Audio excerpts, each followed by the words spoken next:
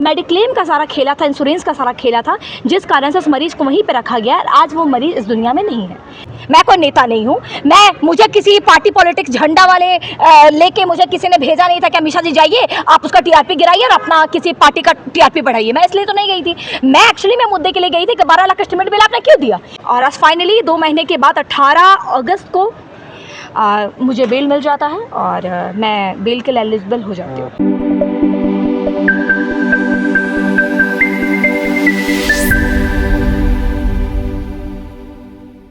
पहले मैं सभी लोगों को झारखंडी जोहार करती हूँ और सबसे पहले मैं धन्यवाद देती हूँ जो स्टार्टिंग से शुरुआत से मीडिया भाई बंधु का, जो ग्राउंड रिपोर्टिंग करते हुए हमारी बात को ऊपर तक लेके गए। और आज उनका ही देन है जो मैं आज कोर्ट में खड़ी हूँ और बेल के लिए मैं एक्चुअली एलिजिबल हो चुके हूँ। और सैमफोर्ड का मामला को लेकर बताना चाहूँगी कि बीते 2 महीने पहले 17 जून को सरोज देवी नाम की एक महिला थी जिनको सैमफोर्ड में बिना बताए एडमिट किया गया था और बिना इन्फॉर्मेशन दिए उनकी गलत तरीके से इलाज करी गई थी और 2-3 दिन रखने के बावजूद भी उनकी इलाज नहीं हुई थी।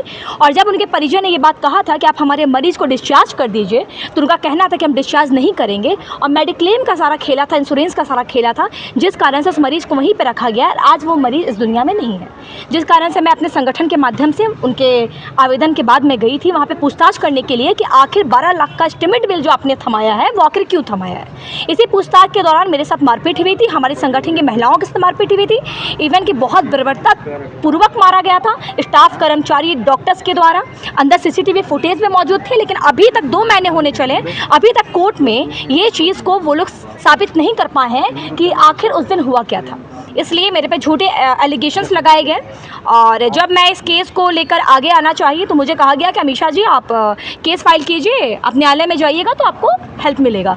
मैंने सदर थाना में जाके केस फाइल करा। मेरे से पहले उनका केस रजिस्टर्ड हो जाता है, जबकि मैं पहले वहाँ मौजूद थी। सारा खेला है रुपया का, मुझे मालूम है। उसके बाद फिर क्या होता है कि जब मैं गई वहाँ पे तो पता चला कि वो एक महिला है, सफाई कर्मी एक महिला है, उनके माध्यम से उनके द्वारा मेरे पे ST/SC के झूठे एलिगेशंस लगाए गए। मेरे पे ST/SC के झूठे एलिगेशंस लगा के मेरे पे दबाव बनाया गया। मुझे जान से मारने की धमकियां दी जाने लगी, मुझे कॉम्प्रोमाइज़ करने के लिए धमकियां दी जाने लगी, काफ़ी चीज़ें होने लगी। उसके बावजूद भी मैंने संवैधानिक अधिकार रखने वाली एकमात्र लड़की हूँ, संविधान को मानने वाली लड़की हूँ, इसलिए मैंने ये सोचा कि न्यायालय में जाके अपनी हक और आवाज़ की बात को मैं ऊपर तक लेके जाऊँगी और यहाँ मैं जीत को ही अपना प्रथम रूप दूंगी।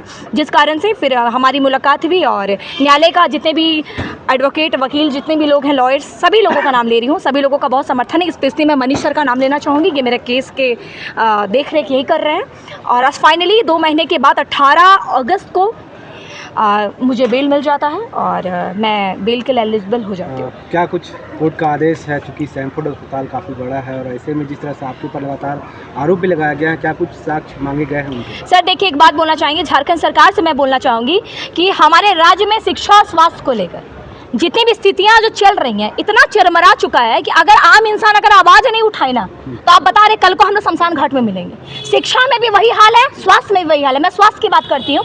अभी मान लीजिए मुझे खांसी हो, किडनी प्रॉब्लम हो, मुझे हार्ट में प्रॉब्लम हो तो हम कहाँ जाएंगे? अस्पताल जाएंगे। अस्पताल में यहाँ पे सरकारी में बिना पैरवी का इलाज नहीं होता है और प्राइवेट में 12-13 लाख का बिल देता है, तो क्या करें हम लोग? मैं इसी माध्यम से मैं जिस गरीब शोषित परिवार का मदद करने के लिए गई, मैं क्यों गई थी? मैं कोई नेता नहीं हूँ।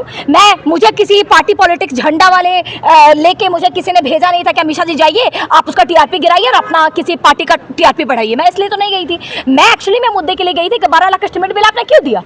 मेरे साथ मारपीट की गई, हमें अब्यूज किया गया, उल्टा मेरे पे झूठे एलिगेशन लगाए गए। मेरे पे 2 केस किया गया है, 30 से प्लस धाराएं हमारे में। एक ST/SC का लगा दिया और एक वहीं का जो क्या नाम है उनका, जो सिक्योरिटी गार्ड होते हैं, उनके माध्यम से मेरे पे केस किया गया है कि मैंने मारा है, मैंने पीटा है, मैंने गाली दिया। अरे मैंने सैमफोर्ड को गया, मैं सैमफोर्ड से पूछताछ की तो सैमफोर्ड का डायरेक्टर, सैमफोर्ड का ऑनर, सैमफोर्ड का डॉक्टर मेरे पे केस नहीं करके सफाई कर्मी, सिक्योरिटी गार्ड से केस क्यों करवा रहे हैं? इसका सीधा मतलब है कि वो लोग गरीब लोगों के कंधे में रख कर बंदूक चलाने का काम करते हैं। वो सोचे कि अमीषा प्रसाद को हम डरा देंगे, लड़की डर जाएगी, लड़की मर जाएगी तो आराम से घर में रहेगी। हम लड़ेंगे सर, हम तब तक लड़ेंगे जब तक एक्चुअली में सच का सच, दूध का दूध, पानी का पानी नहीं हो जाए। आज 2 महीने के बाद मेरे पे इतने प्रेशर है। मैंने पिछले PC में भी कहा था कि व्हाट्सएप कॉल के जरिए मुझे धमकियां भी मिली हैं काफ़ी बार।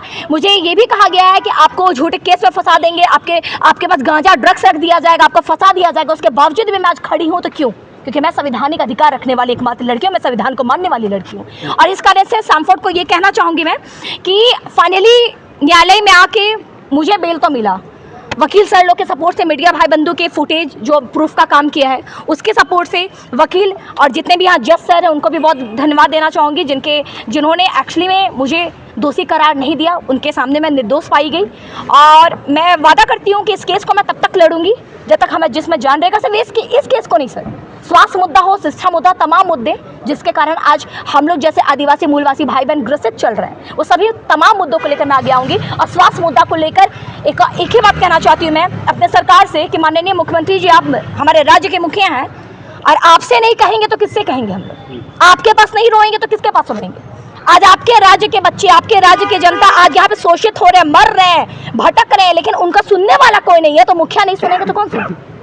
कल को आज शिक्षा की जैसे आंदोलन चल रही है, कल को अगर स्वास्थ्य को लेकर सुधार नहीं किया गया, प्राइवेट अस्पताल अगर मनमानी अपनी बंद नहीं की, एक और चीज मैं बोलना चाहूंगी, 6-7 दिन में 12-13 लाख का जो बिल देते हैं, 12-13 लाख में किसी बेटी का शादी हो जाता है, 12-13 लाख में आशियाना बन जाता है, 12-13 लाख में हम MBBS की पढ़ाई कर लेते हैं। वो 12-13 लाख 7 से 8 दिन में को दे पाएगा क्या? अरे हम ना अंबानी खानदान के थोड़ी है जी, सब आम आदमी है, गरीब आदमी है। आप 12-13 लाख की बात करते हैं, इंसान जान बचाएगा क्या करेगा? हम लोग बोलता है कि नहीं सब बिका हुआ है, कैसे सब बिका हुआ है? आज भी सच का साथ देने वाले बहुत लोग हैं। और एक और बात मैं कहना चाहूंगी कि अभी एक एग्जांपल बस दे रही हूँ, जितने भी लोग 20 लाख 40 लाख 50 लाख 1 करोड़ देकर सीट खरीदते हैं, चाहे शिक्षा में हो या स्वास्थ्य में हो, वही लोग आज फर्जी इलाज करते हैं, फर्जी अधिकारी बनकर हम लोग को शोषण का शिकार बनाते हैं। आप JPSC JSSC का मामला हो या फिर स्वास्थ्य का मामला हो, पैसे पे तो सब मिलते हैं, पैसे हम लिए, पैसे दिए और आराम से सीट खरीद लिए, और फर्जी डॉक्टर भी बन जाते हैं। पैसा देकर हम डिग्री खरीदते हैं ऐसा डॉक्टर का, जिसको एक सुइया चलाना नहीं आता, सुई देना नहीं आता, उसको पैरासीटामोल का मतलब नहीं पता, वो डॉक्टर बन के बैठा है व्हाइट कोट में। फर्जी डॉक्टर लोग, आज फर्जी डॉक्टर लोग के कारण आज अच्छे और जो एक्चुअली में जो जेन्युइन डॉक्टर है, जो एक्चुअली में जो भगवान का दूसरा रूप है, उनका नाम को कलंकित करने का काम करते हैं। ये सैमफोर्ड अस्पताल ने, वहाँ के कुछ डॉक्टर्स ने ये एक्चुअली में प्रूफ कर दिया है कि हाँ, सबसे बड़ा चीज़ पैसा होता है। क्योंकि वहाँ पे 2 से 3 दिनों के बाद भी इलाज नहीं हुई थी, और वहाँ पे बोलने के बाद धमकी दिया गया था, तुम लोग क्या कर लोगे, और वो सब बड़े लोग हैं, ये बड़ी मछली है, तुम लोग तो छोटे मछली हो, ये क्या उखाड़ लोगे तुम लोग। ये लाइन था सर वहाँ पे, यही लाइन हम लोगों को बोला गया था वहाँ पे। अब्यूज हमारे साथ, मारपीट हमारे साथ, गाली गलौज हमारे साथ, मारपीट का धमकी हमारे साथ, तो अब तुम लड़की हो, तुम्हारे साथ ये हो जाएगा वो हो जाएगा हमारे साथ। उसके बाद झूठा एलिगेशन भी हमारे साथ। कोई बात नहीं, सत्य की जीत होगी, और ये मेरी जीत नहीं है, तमाम जनता की जीत है, तमाम युवाओं की जीत है, तमाम उन लोगों की जीत है जो अपनी आवाज़ बुलंद नहीं कर पाते हैं। मैं सबकी तरफ से अपनी आवाज़ इस पीछे के माध्यम से रखना चाहूँगी। और एक और बात मैं कहना चाहूँगी, सभी फिर से वंस अगैन कि मीडिया भाई बंधु को बहुत बहुत धन्यवाद। जैसे रांची क्लब हो गए, झार समाचार हो गए, एक क्या नाम है उनका, रवि भास्कर जी भैया हैं, वो रुपेश भैया, थर्ड एम्पायर, जितने भी तमाम लोग हैं, जितने भी लोगों का स्टार्टिंग से मुझे सपोर्ट रहा है, वो लोगों को बहुत बहुत धन्यवाद देना चाहूँगी कि भैया आप लोग ने ये एक्चुअली में प्रूफ कर दिया कि चौथा स्तंभ क्या होता है। लोकतंत्र 19 को भी बहुत बहुत धन्यवाद देना चाहूँगी।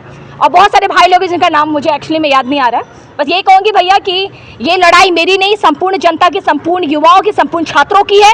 ये लड़ाई वो हर लोगों की है जो गूंगे लंगड़े बहरे बने हैं। ये लड़ाई वो लोगों की है जो सिस्टम, लंगड़ा गूंगा बहरा जो सिस्टम है उसको सुनवाने का काम कर रहे हैं। और मैं एक और चीज़ बहुत बहुत धन्यवाद देना चाहूँगी, ये बाहा भैया हैं हमारे साथ, इनके तरफ देखिए ये, और इनके साथ एक और भैया मेरे सपोर्ट में आए हैं, और इनका भी कहना है कि हम लोग पूरा आदिवासी भाई बहन आपके सपोर्ट में हैं जी।